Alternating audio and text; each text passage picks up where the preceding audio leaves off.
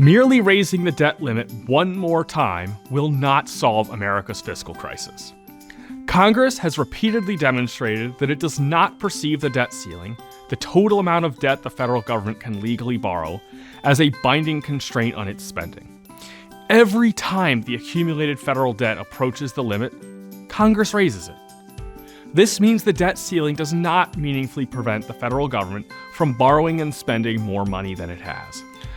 To understand why a constitutional amendment is needed, let's look at how we got here.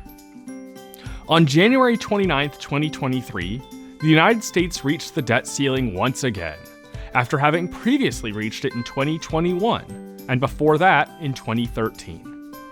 On June 3, 2023, President Biden signed legislation which raised the debt ceiling to $31.4 trillion. This merely delayed the debt crisis, until the next time we will surely hear about it again in a few years.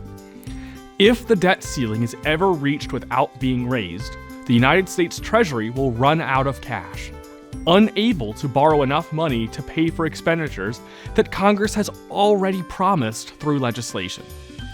That would effectively force the government into default, unable to meet its financial obligations and forcing it to prioritize some payments over others.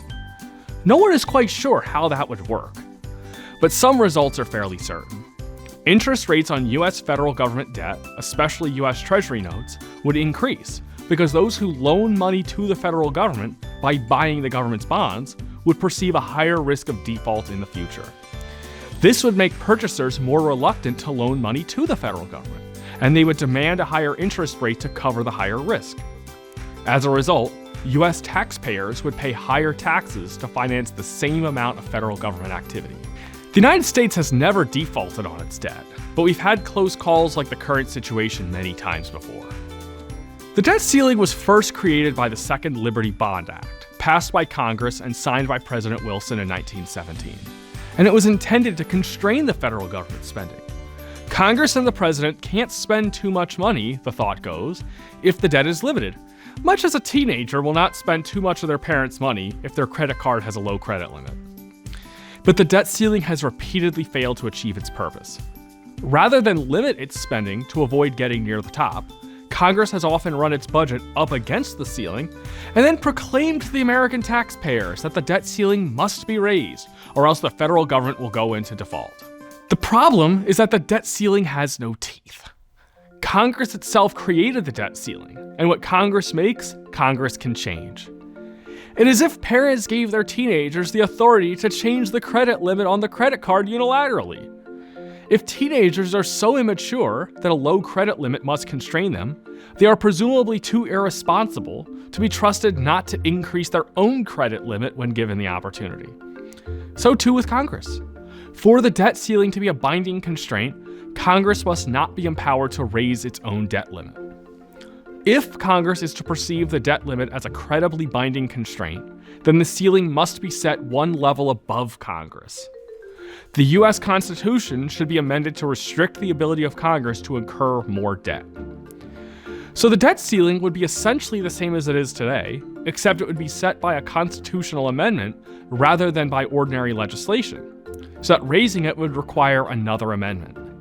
That would make it far more difficult to raise the debt ceiling because amendments must be ratified by 3/4 of the 50 states, whereas legislation only requires a majority of Congress plus the president's signature.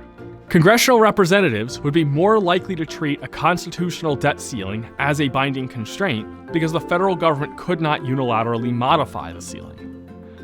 Therefore, embodying the debt ceiling in an amendment to the Constitution is more likely to persuade members of Congress to avoid allowing the debt to approach the ceiling in the first place.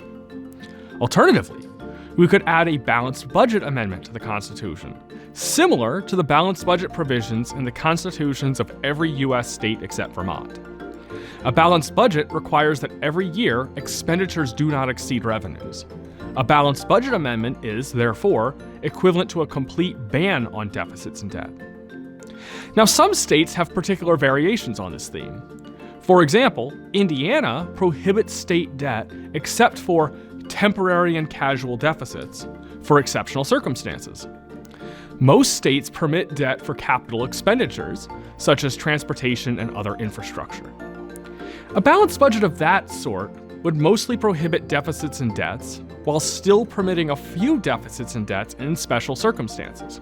A third alternative is what's called a debt brake, which is implemented in Germany and Switzerland. A debt brake requires that over the term of several years, the budget is balanced, but it allows deficits in particular years as long as they are balanced by surpluses in subsequent years.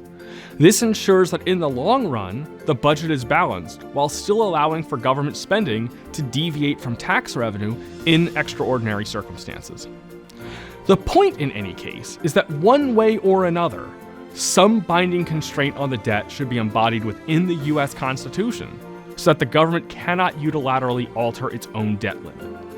By requiring the consent of 3/4 of the states to change the debt limit through the formal constitutional amendment process, every member of Congress will know that they cannot act as if the debt limit will always be increased whenever they want. That would finally give teeth to the debt ceiling and turn it into a real limitation on government spending.